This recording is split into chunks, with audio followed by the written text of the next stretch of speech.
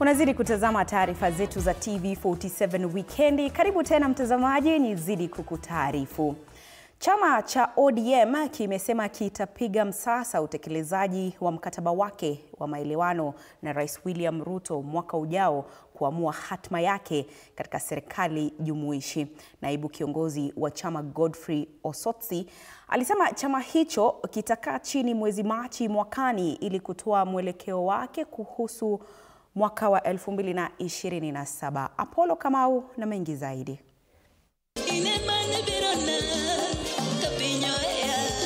Baada ya malumbano ya siku mbili katika kaunti ya Mombasa, wakati chama cha ODM kinaadhimisha miaka 20 tangu kuanzishwa kwake, sasa viongozi wa chama hicho wamefunga jamvi la maadhimisho hayo katika kaunti ya Kilifi na wamekubaliana na shinikizo chamani kufanya kikao kupiga msasa uhusiano wake na Rais William Ruto kabla ya uchaguzi mkuu wa mwaka 2027. Ajenda kuu ikiwa ni utekelezaji wa mkataba wa maelewano kati ya Rais Ruto na hayati Raila Odinga. Wherever I go, iwe asubuhi, iwe mchana, iwe usiku, wimbo wangu itakuwa 10-point agenda. Ikifika mwezi wa 3, tutaulizana kwamba tumefika wapi na hii 10-point agenda.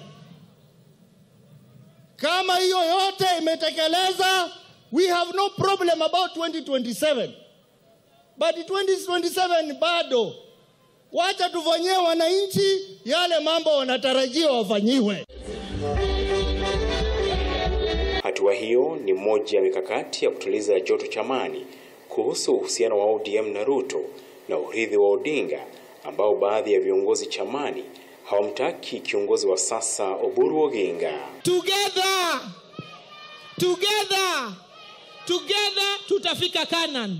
Baba alijua lazima tushikane. Tunaweza kutofautiana kwa mawazo. Huyu aseme nataka hivi, mwingine aseme nataka hivi. Lakini mimi ile ambayo imenifurahisha, kila kiongozi ndani ya chama wamesema watakuwa wa mwisho kuachia chama ya baba ianguke chini. Na kama hatua ambayo huenda ikaleta upinzani chamani na kuungwa mkono pia, viongozi wa ODM wakipendekeza kamati kuu ya usimamizi wa chama kupanuliwa na kuwahusisha mawaziri serikalini pamoja na gavana wa Kilifi Gideon Mung'aro. Mwakilishi wa kike kaunti ya Mombasa Zamza Mohamed alijipata mashakani baada ya kutangaza kuwa katibu mkuu wa chama Edwin Sifuna atoki chamani.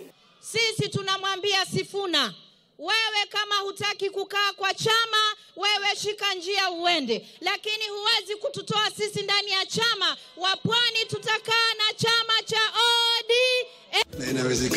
Inawezekana. Maombi ya maadhimisho ya miaka 20 ya ODM vilevile yaligeuka na kuwa uwanja wa kampeni, huku viongozi wa ODM wakirai wakazi wa Magarini kumpigia kura Harrison Kombe katika uchaguzi mdogo utakaofanyika tarehe 27 mwezi huu wa Novemba. Licha ya migawanyiko chamani, chama cha ODM kinakabiliwa na mtihani kushinda kiti cha eneo bunge la Magarini na kudhibitisha kuwa bado kinavuma katika eneo la Pwani.